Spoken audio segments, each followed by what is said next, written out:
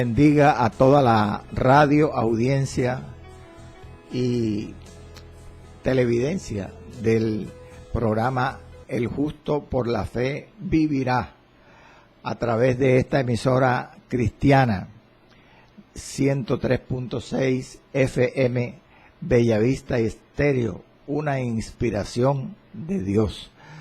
Con nuestro hermano John Jairo Gámez aquí enfrente en la consola, coordinador técnico y al mismo tiempo director, gloria al Señor, de este programa, de esta emisora, donde existen varios programas cristianos.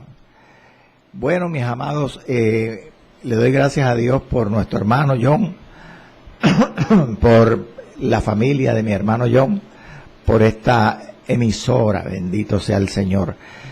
Es grato privilegio, bendito sea el Señor, estar como agente, expositor, predicador de esta palabra. Es un mandato para todos los creyentes.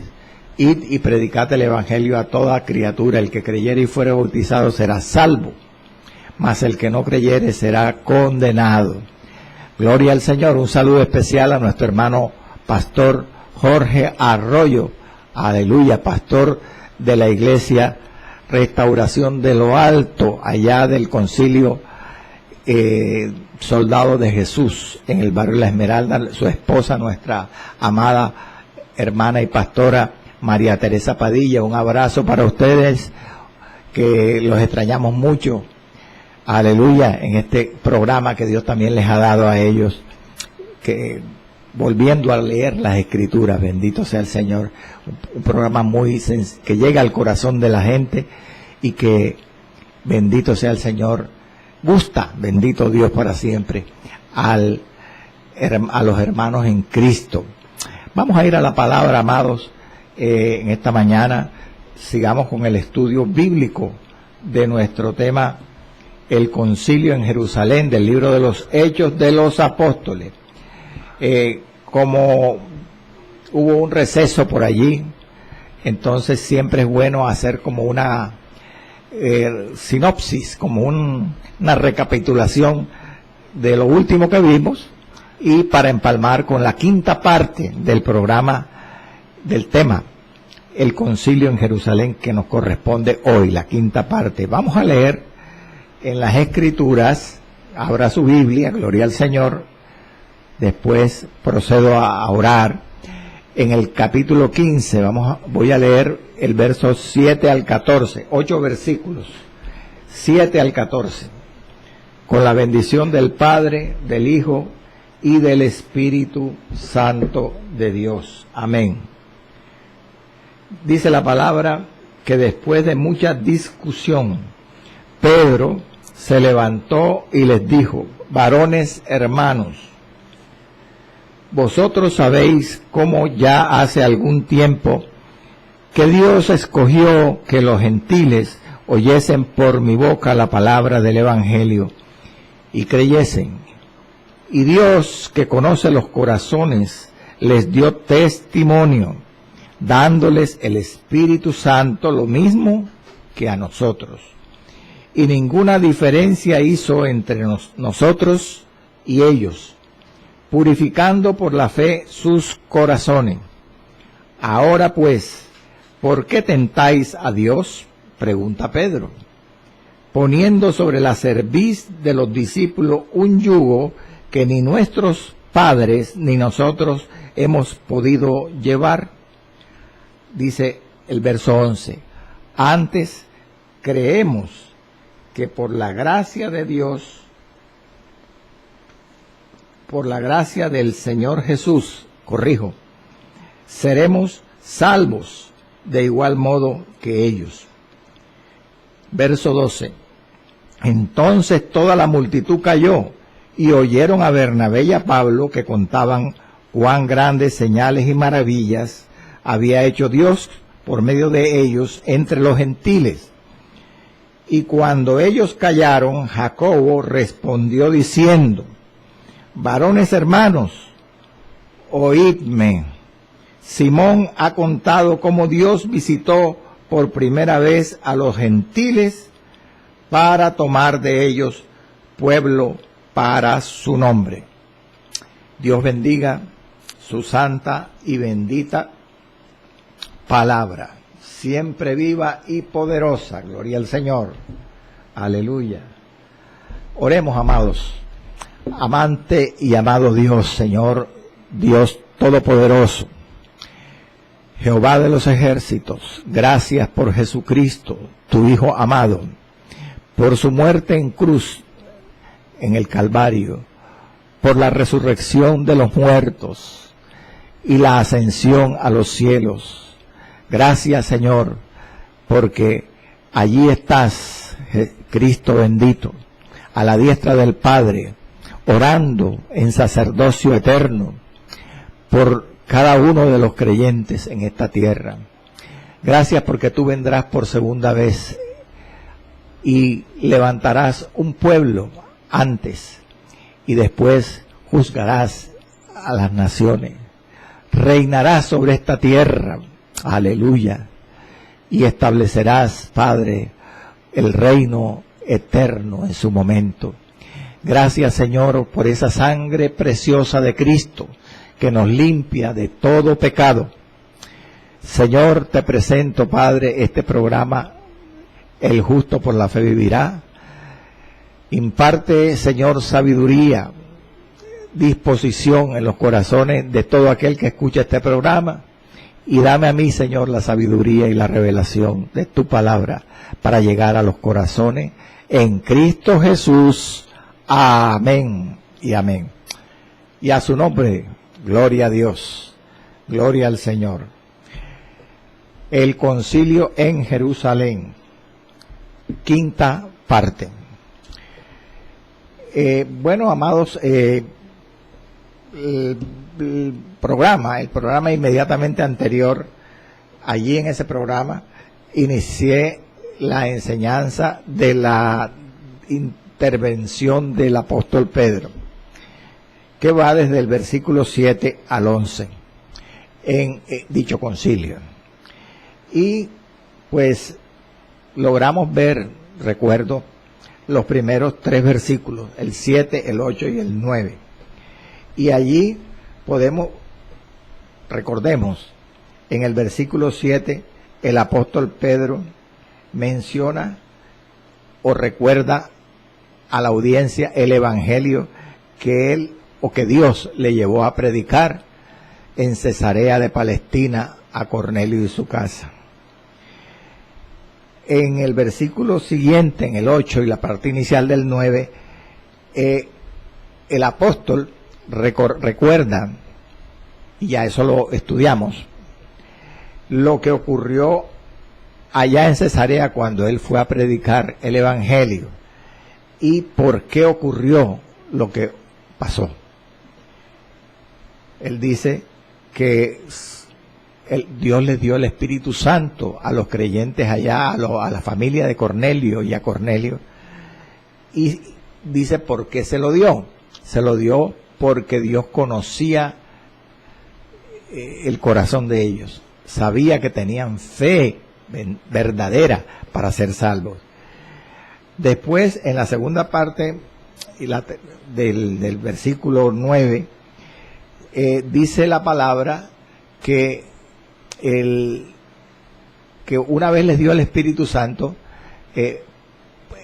dicho Espíritu purificó el corazón de ellos. O sea que ahí menciona Pedro lo que acompañó a la salvación de los gentiles de casa de Cornelio.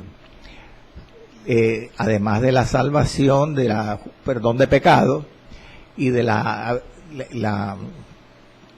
recepción del Espíritu Santo en el corazón de los que estaban allí, pues todo esto fue acompañado por la purificación, el comienzo de la santificación, de la obra santificadora del Espíritu Santo y de la palabra en esos creyentes, porque Dios, mediante el Espíritu Santo, purificó el corazón de ellos. Ahora, cuando ya en este versículo 9, Pedro prácticamente ha terminado lo que es el mensaje, el resumen del mensaje que Lucas cita aquí en el libro de los Hechos, en solamente 3 versículos. Inmediatamente Pedro, dice Lucas, Pedro en el verso 10 empieza a hacer la aplicación del mensaje. En otras palabras, Pedro amonesta a los contradictores del Evangelio, que eran los judíos creyentes celosos de la ley, los falsos maestros judaizantes, que eran los que habían, gloria al nombre del Señor, armado este zaperoco, que querían obligar a los cristianos gentiles a circuncidarse y guardar la ley para ser salvos. Y motivo por el cual se realizó este concilio, esta reunión magna de líderes, ancianos y apóstoles y hermanos de la iglesia allá en la iglesia de Jerusalén. Ya Pedro ha predicado. Entonces en el verso 10 él dice, gloria al Señor. Ahora pues, ¿por qué tentáis a Dios? Estoy leyéndole el verso 10. ¿A quién se está dirigiendo Pedro? A los judaizantes, a los fariseos creyentes esos que querían que los hermanos guardaran la ley para ser salvos, los gentiles. Y le repito, dice, ahora pues, ¿por qué tentáis a Dios poniendo sobre la cerviz, es decir, sobre el cuello de los discípulos, dice Pedro, un yugo que ni nuestros padres ni nosotros hemos podido llevar? Pedro lo que hace aquí es amonestarlos, amonesta a los judaizantes, los reprocha, los regaña y prácticamente los, ¿cómo decirle? Los confronta ante el error de su exigencia, para que ellos se den cuenta que era un absurdo totalmente. En este momento debemos estudiar, porque el propósito de este programa es estudiar la palabra. ¿Por qué tentáis a Dios? Dice Pedro a los religiosos. ¿Qué significa tentar, hermanos? Tentar. Algunas versiones dicen incitar, otras dicen provocar. ¿Qué es tentar? ¿Qué es provocar? ¿Qué es incitar a Dios? A Dios. Bueno, es negar o dudar de algo que Dios ha dicho o ha hecho. Eso significa tentar a Dios. Eso significa incitarlo o provocarlo. En otras palabras, es pecar contra Dios. Pero pecar de esa forma. En una forma, pues, por incredulidad y desobediencia. Porque es dudar o negar de algo que Dios ha dicho o ha hecho. Eso implica, es un pecado de incredulidad contra Dios, de desobediencia. Un pecado grave, gloria al nombre del Señor. Quiero ilustrar el ejemplo de lo que es tentar a Dios. En un pasaje del Antiguo Testamento, vamos a leer la palabra en Éxodo capítulo 15, verso 22 al 25, y después leemos el 27, el versículo 27. Dice la palabra: e hizo Moisés que partiese Israel del mar Rojo, y salieron al desierto de Sur, y anduvieron 3 días por el desierto sin hallar agua, y llegaron a Mara, y no pudieron beber las aguas de Mara, porque eran amargas. Por eso le pusieron el nombre de Mara, que significa amarga. Entonces el pueblo murmuró contra Moisés, y dijo: ¿qué hemos de beber? Y Moisés clamó a Jehová, y Jehová le mostró un árbol, y lo echó en las aguas, y las aguas se endulzaron. Gloria al Señor. Pasemos al verso 27 del mismo capítulo 15 de Éxodo. que dice, y llegaron a Elim, donde había 12 fuentes de agua y 70 palmeras, y acamparon allí. Observe usted, amado, que en el pasaje que le acabo de leer, el pueblo de Israel llegó primero a Mara, no tenían agua, y Dios le proveyó agua. Un agua amarga, pero que después, por sabiduría, palabra de sabiduría de Dios a Moisés, a través de un árbol que fue echado en esas aguas, se endulzaron y la bebieron.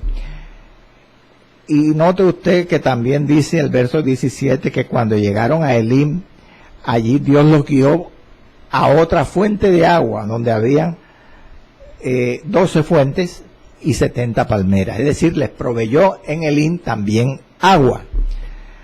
Ahora, ¿qué hizo el pueblo de Israel después de estos milagros que el Señor les hizo en el desierto, al proveerles agua en Mara y en Elim?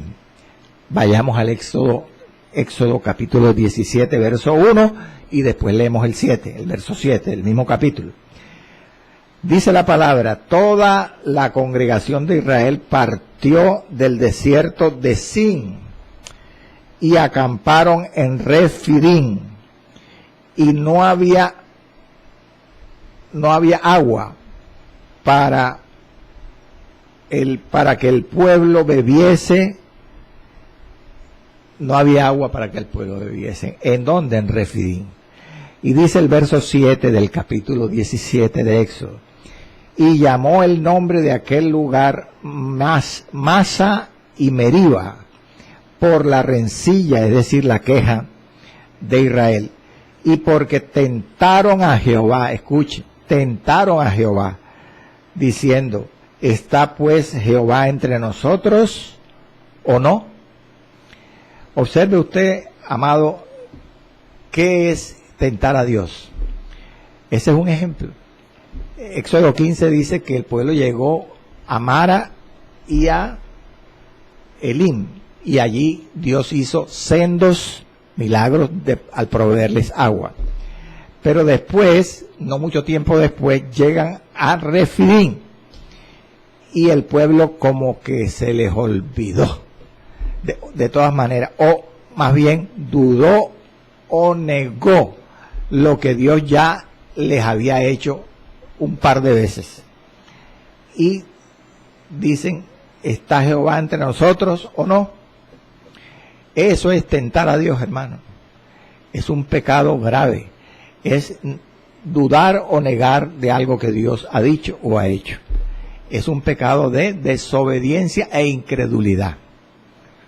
Aleluya.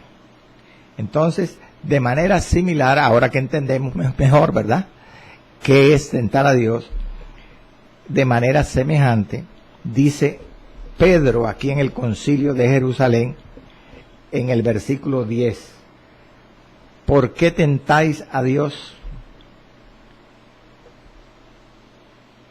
O sea que él se está dirigiendo a los judíos incrédulos, esos creyentes pero perversos, que querían obligar a judaizar a los cristianos gentiles. Le está diciendo, ustedes están tentando a Dios, y lo están tentando porque Dios ha demostrado o demostró en Cesarea, en casa de Cornelio, que los cristianos gentiles son libres en Cristo de la ley judía. Entonces, si él ya hizo eso en casa de Cornelio, ¿por qué ahora ustedes dudan o niegan esa realidad y quieren obligar a los creyentes gentiles a circuncidarse y guardar la ley para ser salvos? Están tentando a Dios.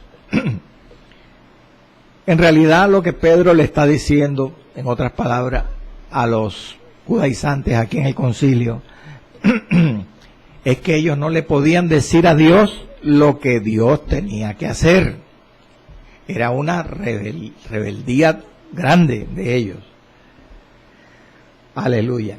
Y continúa diciendo el verso 10, ¿por qué tentáis a Dios poniendo sobre la cerviz, sobre el cuello de los discípulos un yugo, una carga que ni nuestros padres ni nosotros hemos podido llevar. Esto no es nuevo, hermano. Lo que Pedro dice aquí en el concilio se puede comparar con lo que Pablo dice a los Gálatas, por ejemplo, en Gálatas 5:1.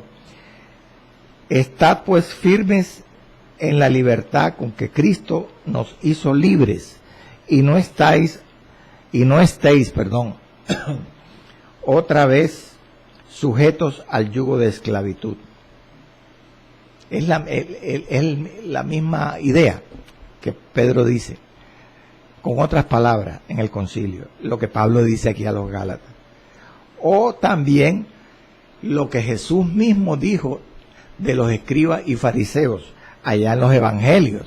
Por ejemplo, en Mateo 23:4, Jesús dijo, porque ellos, los judaizantes, los escribas y fariseos, atan cargas pesadas y difíciles de llevar, es decir, yugos, y las ponen sobre los hombros de los hombres, pero ellos ni con un dedo quieren moverlas. Sí, ellos no, como dice Pedro, ni los padres ni ellos habían podido llevar ese yugo, y ese yugo lo imponían sobre los demás, los mismos escribas y fariseos, que eran los que enseñaban la ley y escribían la ley. Gloria al Señor. Y en Lucas 11:46 Jesús también les dijo, ay de vosotros también, intérpretes de la ley, porque cargáis a los hombres con cargas que no pueden llevar, pero vosotros ni aun con un dedo las tocáis. Aleluya, gloria al Señor. Pero ¿cuál era el yugo que Pedro hace referencia? Al que Pedro hace referencia, y que ningún judío había podido llevar. La ley judía, obviamente, ¿verdad? La ley judía era un yugo, hermano, era una carga pesada. Pero aprendamos algo muy interesante. Los judíos definían la ley de Dios. ¿Sabe cómo la definían?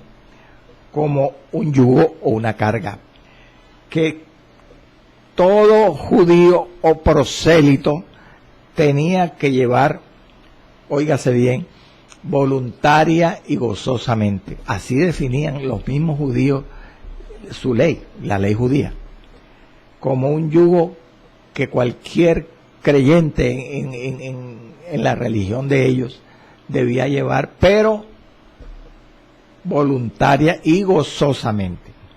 Eso no era verdad. La forma como los judíos definían la ley judía era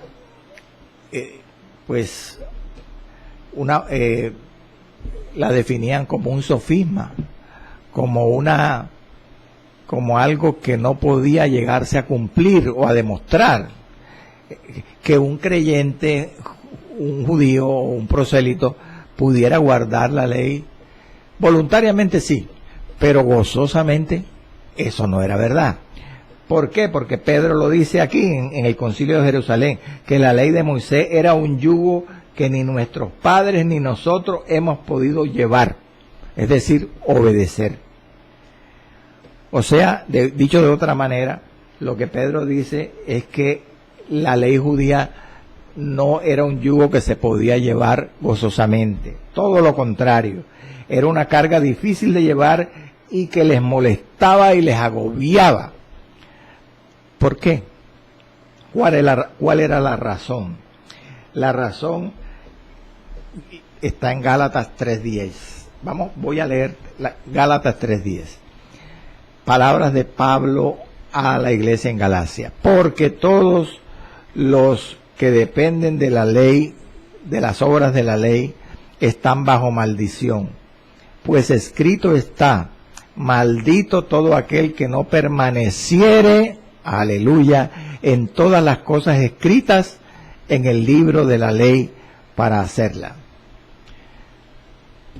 Esa era la razón, hermanos, por la cual la ley no podía salvar a nadie. porque no había nadie, ningún creyente, que pudiera guardarla toda, sin excepción. Ninguno. El único que logró hacerlo fue Jesucristo. El único que guardó la ley en todo. Bendito sea el Señor para siempre. Sin pecar, gloria a Dios. Por eso fue el Redentor de la humanidad. Amén. Además, se dice que una de las cosas por las cuales era tan difícil guardar toda la ley era el número de mandamientos, 613 aproximadamente. Entonces usted se preguntará, y muchos se han preguntado, hermano, pero entonces ¿por qué Dios dio la ley? Si ningún hombre la podía guardar, la podía obedecer. ¿Fue Dios quien la dio? Claro que fue Dios, hermano. Claro que fue Dios. Porque Romanos 7:12 dice, de manera que la ley a la verdad es santa, y el mandamiento santo, justo y bueno. O sea que la misma palabra ratifica una y otra vez que fue Dios quien la dio. Y además que ella era buena, la ley es buena. Entonces, ¿por qué nadie la podía cumplir? ¿En qué sentido era buena? Aleluya. Porque la ley fue el medio para llevarnos a Cristo. El fin de la ley es Cristo, dice el libro de Romanos, para justicia a todo aquel que cree. Dicho de otra manera, la ley preparó a los creyentes judíos para recibir a Cristo. Lo que pasa es que la mayoría no aprendieron la lección y más bien negaron al Señor. A los suyos vino y los suyos no le recibieron, dice la palabra. ¿Qué fue entonces lo que hizo que los hombres no pudieran guardar la ley? Como dice Pedro aquí en el concilio, ¿por qué ponéis sobre la cerviz de los discípulos un yugo que ni nuestros padres ni nosotros hemos podido llevar? Bueno, la cantidad de mandamientos, porque había que obedecerlos todos. El que ofendía en un punto era culpable de todo. Pero la razón principal de la dificultad de guardar, de que la ley pudiera ser obedecida en su totalidad, era la imposibilidad misma del hombre para obedecerla totalmente. Era su naturaleza caída y pecadora. Por eso el hombre nunca pudo guardarla. Ningún hombre la guardó. Como dice el salmista, porque no hay en la tierra ningún hombre que haga el bien y nunca peque. El único fue Cristo, que dice Pedro en una de sus epístolas, que cuando le maldecían a Cristo, no respondía con maldición. Cuando padecía, no amenazaba, sino encomendaba su causa a aquel que juzga justamente, a su Padre Celestial. Gloria al nombre del Señor. Aleluya. Entonces,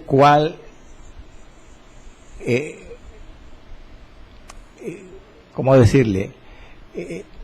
Cristo, ¿qué nos trajo? Porque la ley nos dirigía, nos guiaba a Cristo. El fin de la ley es Cristo, para justicia a todo aquel que cree. Bueno, la ley nos guiaba a Cristo porque Cristo trajo un yugo diferente. El yugo de la ley era un yugo difícil, molestoso, imposible de llevar. Pero Cristo nos trajo el Evangelio, que es un yugo fácil y una carga ligera, como él mismo lo dice en Mateo 11, 28 al 30. Escuche. Venid a mí, dijo el Señor, todos los que estáis trabajados y cargados, y yo os haré descansar. Llevad mi yugo sobre vosotros y aprended de mí, que soy manso y humilde de corazón, y hallaréis descanso para vuestras almas, porque mi yugo es fácil y ligera mi carga. ¿Se da cuenta? El Evangelio también es un yugo, también es una carga, pero es fácil y ligera, a diferencia de la ley. Pero ojo, aprendamos con equilibrio las cosas del Señor, la palabra. Es fácil y ligero, como dijo Cristo, pero cuando vivimos el Evangelio, no con nuestras propias fuerzas, hermanos, sino cuando vivimos el Evangelio en el Espíritu Santo. Cuando es el Espíritu Santo el ayudador, el que nos fortalece, nos muestra, nos guía, nos da la sabiduría para poder vivir la vida del Evangelio. Porque es en el Espíritu que se debe vivir la vida cristiana, hermano. No es en la carne.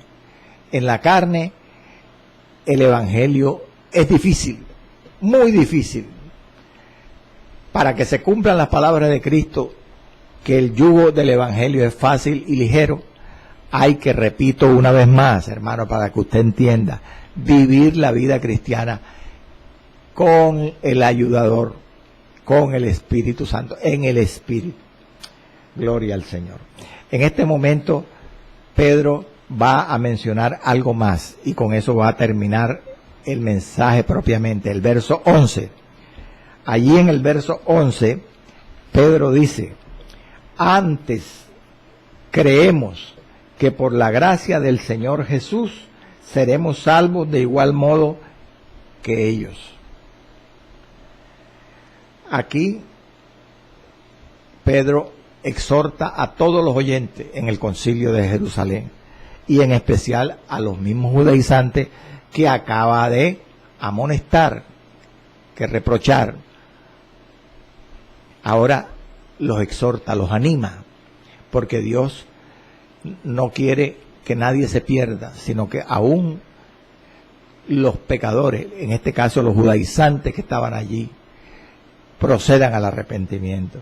Y le dice Pedro a ellos y a todos los presentes: creemos que por la gracia del Señor Jesús seremos salvos de igual modo que ellos.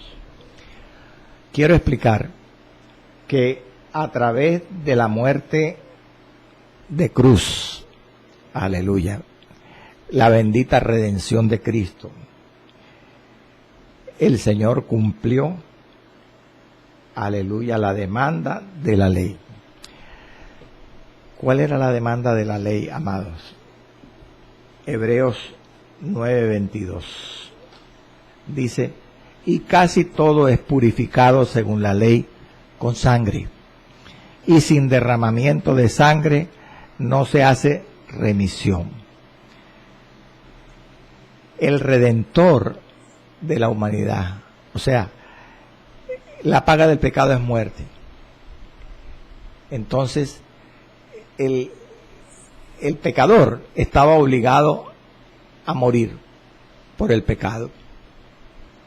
Pero Cristo murió por nosotros, porque la ley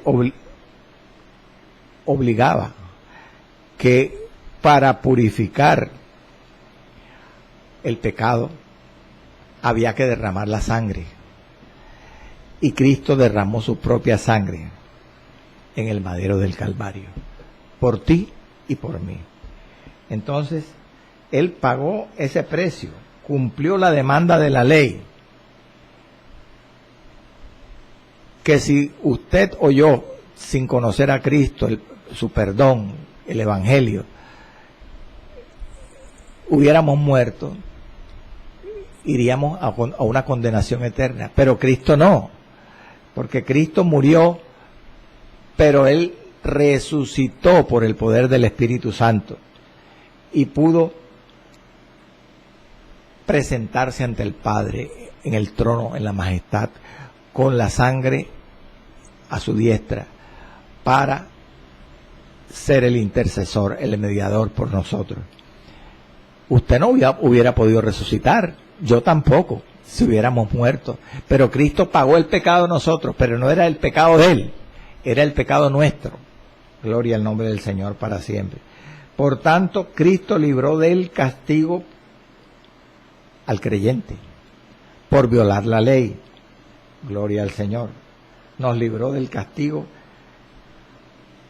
con solo confiar en Él. Bendito sea el Señor. Como dice la palabra, escuche, Romanos 3:24, siendo justificados gratuitamente por su gracia, mediante la redención que es en Cristo Jesús.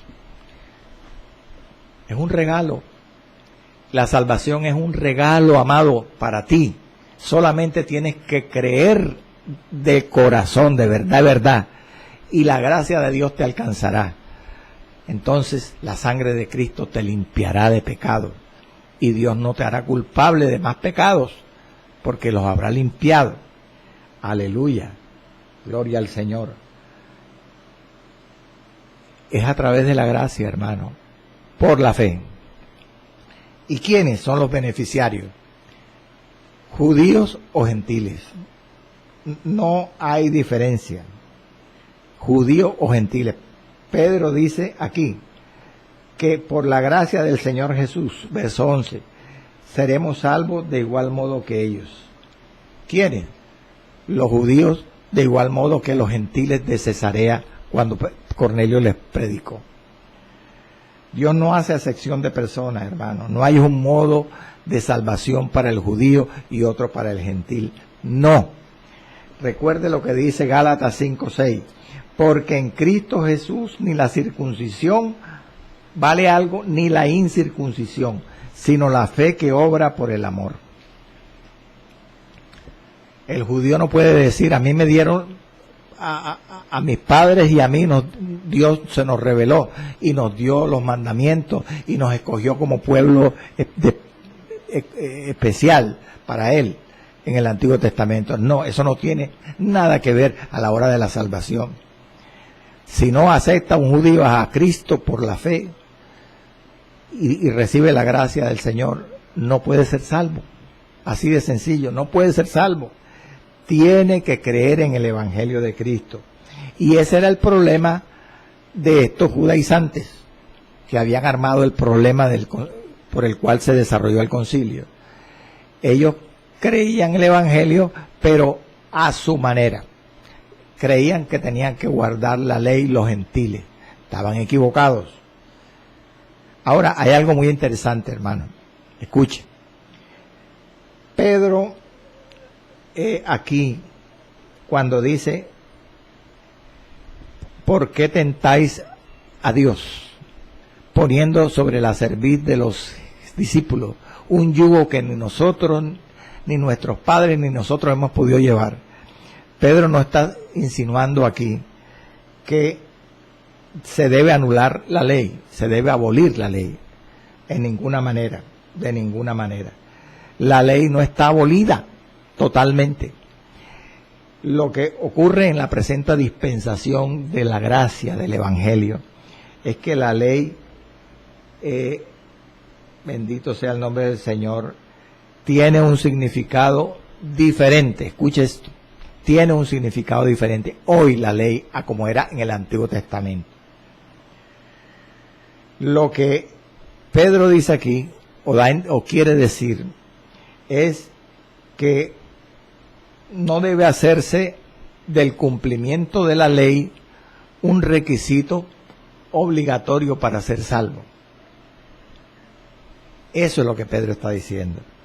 ¿Por qué?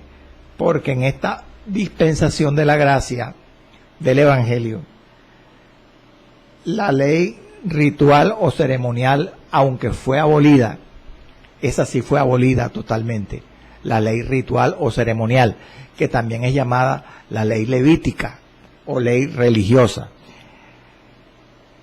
Aunque fue abolida totalmente esa ley ceremonial,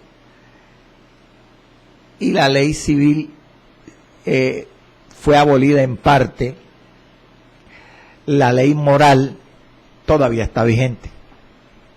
La ley moral todavía está vigente. Entonces, Pedro no dijo que tenían que abolir o anular la ley, porque Dios no lo ha hecho. Dios ha mantenido vigente la ley moral. Por eso fue que Cristo dijo, hermano, en estos dos mandamientos se resume toda la ley y los profetas. Amarás a tu Dios sobre todas las cosas y a tu prójimo como a ti mismo. Cristo lo que estaba confirmando es esto que acabo de decir. La ley todavía está vigente. La ley y los profetas se resume, dijo Jesús. Pero, ojo, es una parte de la ley la que está vigente, la que todavía no ha pasado. Es la llamada ley moral, porque la ley ritual o ceremonial ya fue derogada, fue dimitida, y gran parte de la ley civil. Gloria al nombre del Señor. Ese es un tema amplio que podemos tocar en otro momento. Podemos resumir ya, para concluir la intervención de Pedro, que en su intervención del verso 7 al verso 14, del verso 7 al verso 11 de este capítulo 15 de Hechos, Pedro, gloria al Señor, al recordar su experiencia, gloria al Señor, en Cesarea, que eso fue lo que hizo en estos versículos que hemos estudiado, al recordar, repito, su experiencia en Cesarea de llevarles el Evangelio a Cornelio y su casa, ha demostrado que está de acuerdo completamente, aleluya, con la predicación y la enseñanza del Evangelio de Pablo y de Bernabé entre los gentiles, que está completamente de acuerdo. En otras palabras, Pedro le ha dado un espaldarazo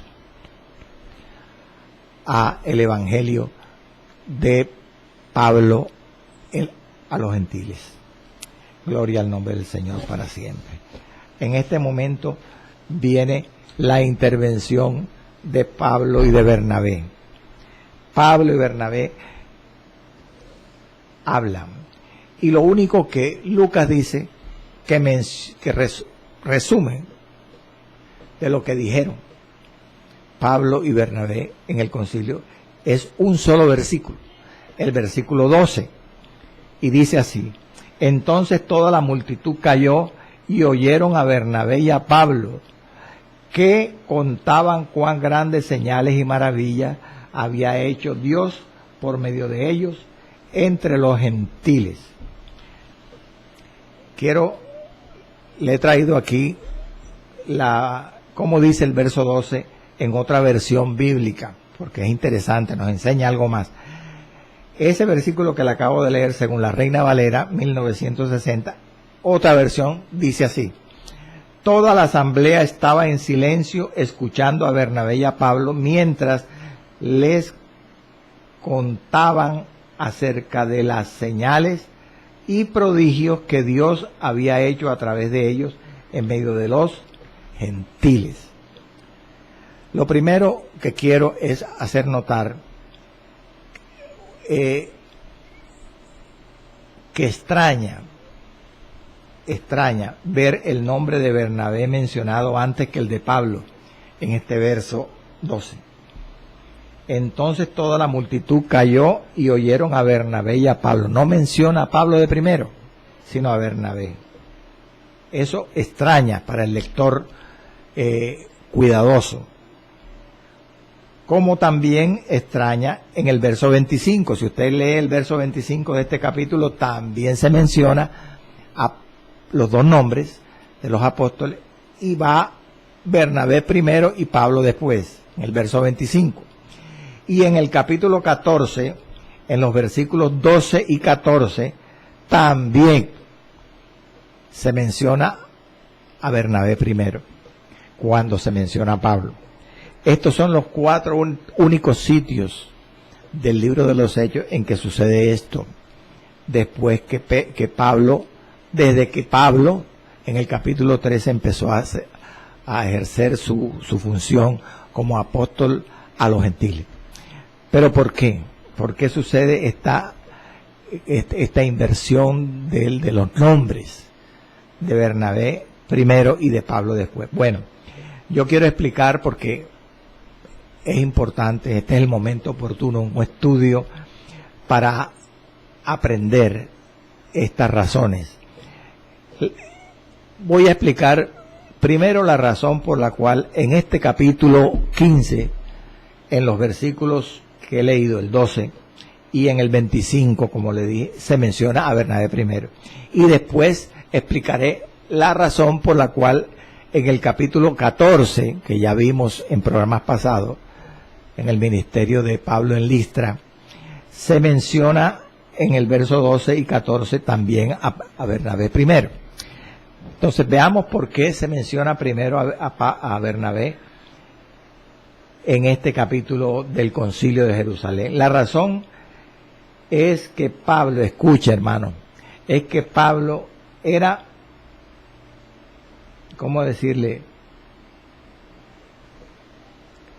Bernabé era un líder de la iglesia de Jerusalén y fue precisamente el líder que los ancianos y apóstoles de la iglesia de Jerusalén enviaron, comisionaron para ir a Antioquía cuando hubo un avivamiento allá en el capítulo 11, cuando Felipe el evangelista, dice el capítulo 11 de Hechos, verso 22, que en aquel tiempo llegó la noticia de ese avivamiento en Antioquía de Siria, comandado por Felipe el evangelista. Llegó esa noticia a oídos de la iglesia que estaba en Jerusalén y enviaron a Bernabé que fuese hasta Antioquía. ¿Lo escuchó, hermano?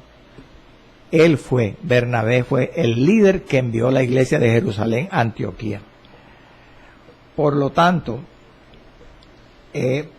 era obvio que ahora que están haciendo el concilio de Jerusalén allí en Jerusalén, en cuya iglesia hacía no muchos años Bernabé había sido un líder, ahora Bernabé se menciona primero que Pablo, en razón, repito, a la importancia que tuvo Bernabé o tenía en esa iglesia. Ahora bien, en el capítulo 14 el motivo es diferente, porque en el capítulo 14 el contexto es pagano, es un contexto idólatra, porque a Pablo lo llamaban Mercurio y a Bernabé lo llamaban Júpiter, y resulta que Júpiter, según la mitología pagana de Listra, era el padre de los dioses, mientras que Mercurio, que era con la deidad, el ídolo con el que identificaban a Pablo, era el mensajero de los dioses, es decir, que el padre de los dioses era superior al mensajero. Entonces, en ese sentido, por la importancia de los ídolos con los que identificaron a los apóstoles, a Bernabé lo ponían de primero y a Pablo después, por la importancia de los dioses paganos que ellos representaban. Volvamos al asunto. Vamos al versículo 12, amados, en donde Pablo y Bernabé hablan. Dice aquí que toda la multitud cayó y oyeron a Bernabé y a Pablo. Es decir, Bernabé habló primero y Pablo habló después. Aleluya. Hay que tener claro algo. Hay algunos comentaristas que han dicho que este versículo 12 del informe de Pablo y de Bernabé, de la intervención de Pablo y de Bernabé, es un paréntesis del tema central en este debate del concilio, para entretener un poco a los oyentes, a la audiencia que tenía los ánimos caldeados, pero eso no es lo correcto. Eso no está en el orden del contexto de este pasaje, porque realmente la intervención de Bernabé y de Pablo fue una confirmación práctica de lo que Pedro el apóstol había mencionado en su intervención.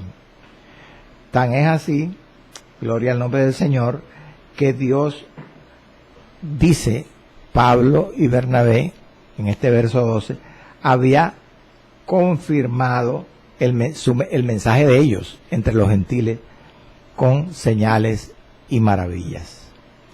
Ahora bien, yo le traje un versículo, y ya estamos en los últimos minutos del programa.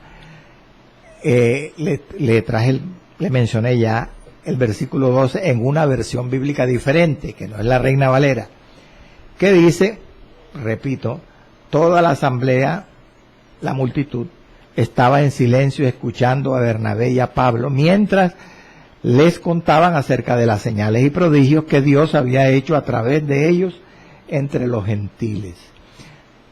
Este versículo, así relatado según esta versión, nos demuestra una cosa muy interesante, y es que las experiencias cristianas, oiga esto, hermano, las experiencias cristianas muchas veces tienen mayor impacto, mayor eficacia, mayor poder para convencer y mover la voluntad, gloria al Señor, de que todos los argumentos que puedan existir. Así de sencillo. Y Jesús lo confirmó. Lo que le estoy diciendo, Cristo lo dijo. Juan 14:11, mire lo que el Señor dijo. Creedme que yo soy en el Padre y el Padre en mí. De otra manera, creedme por las mismas obras. Oiga eso. Si no me creen a mí, crean la evidencia, crean las señales y maravillas que yo hago. Amén. Aleluya. Gloria al Señor. Los hechos hablan más que las palabras. Los hechos. Alguien dijo, que Confucio dijo, era un idólatra, un chino idólatra, pero vale la pena un aforismo que él mencionó, porque es una verdad. Dijo, lo que tú hablas, habla tan alto que no deja oír lo que tú dices. Aleluya. Por eso, hermano, el testimonio cristiano es más importante a veces que lo que predicamos, que lo que hablamos. Aleluya. Dime con quién andas y te diré quién eres. ¿Cómo son tus actos? Tus actos hablan más que tus palabras. Bendito sea el Señor. Pero mucho cuidado. Esto es verdad en cuanto al testimonio, en cuanto a atraer la atención. Aleluya. Convencer, a veces convence más los hechos. Como dijo alguien, un argumento, la palabra de Dios convence, pero un argumento arrasa. Pero yo quiero que veamos esto con equilibrio, porque las maravillas y señales, las evidencias, Cristo mismo las puso en segundo plano y puso en primer plano su palabra. Recuerde el pasaje del rico y Lázaro. Lázaro estaba en el infierno, en el Hades, y le dijo al Señor, Señor, manda que Lázaro moje la punta de su dedo en agua y me dé en mi lengua un poquito de agua porque estoy sediento. No se puede, le dijo el Señor. Entonces manda que alguno de entre los muertos resucite y vaya y les predique a mis 5 hermanos para que no vengan ellos a esta condenación del infierno. El Señor le dijo, si no oyen a Moisés y a los profetas, aunque alguno se levante de los muertos, no se convencerán.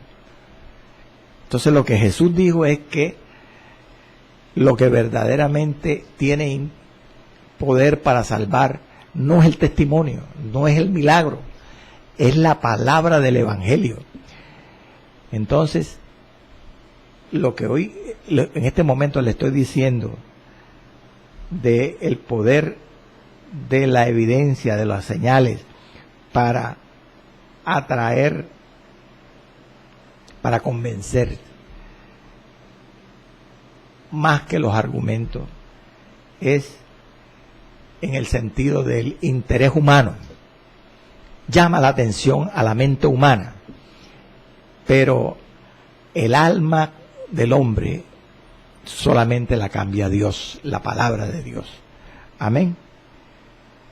Entonces dice el pasaje que toda la asamblea estaba en silencio, calladita, en silencio, escuchando a Bernabé y a Pablo mientras les decían las señales y prodigios que Dios había hecho a través de ellos.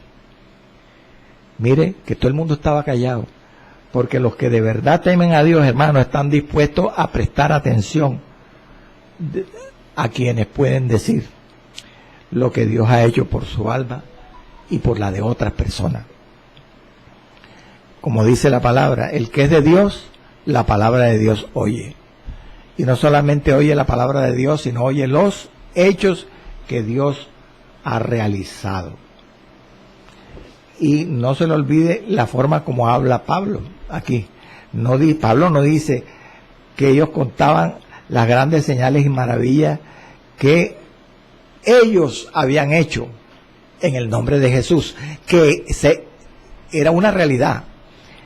Lucas dice en el verso 12 que contaban cuán grandes señales y maravillas había hecho Dios por medio de ellos entre los gentiles. O sea, le dan toda la gloria a Dios, toda la importancia al Señor. Pablo y Bernabé hacen aquí en el concilio como hizo Pedro en Jerusalén, en el capítulo 11, usted puede buscarlo, cuando dio un resumen de lo que él había hecho en Cesarea. Ahora ante el concilio, igual que Pedro en Hechos 11, Bernabé y Pablo cuentan es las obras que Dios había hecho a través de ellos. Gloria al Señor. Ellos comprenden ahora, hermano, por las palabras que dice Pablo y Bernabé, que la obra era de Dios, hermano. Que esta obra no era de Pablo y de Bernabé, no era de Pedro, la obra era de Dios, porque era Dios quien dio el Espíritu Santo a Cornelio. Era Dios el que había enviado a Pedro a casa de Cornelio.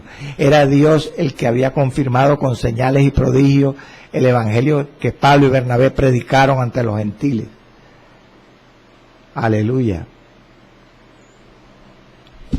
Hermano, vamos a seguir en el próximo programa, si Dios lo permite, porque en este momento termina el mensaje de los apóstoles aquí y viene la definitiva. Ahora estudiaremos la intervención de Jacobo, que era el líder presidente de este concilio, en donde se da el veredicto y la sentencia de este programa, de este concilio, en el próximo programa. Padre Celestial, te doy gracias, Señor, por tu amor, tu fidelidad.